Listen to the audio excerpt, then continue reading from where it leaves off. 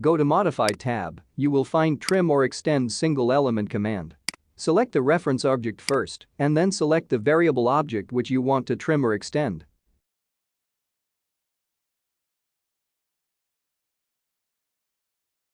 The difference between Trim or Extend Single Element and Multiple Elements commands is that you need to select reference object every time you trim or extend objects while using Trim or Extend Single Element. Whereas you have to select reference object only once while using Trim or Extend Multiple Elements command.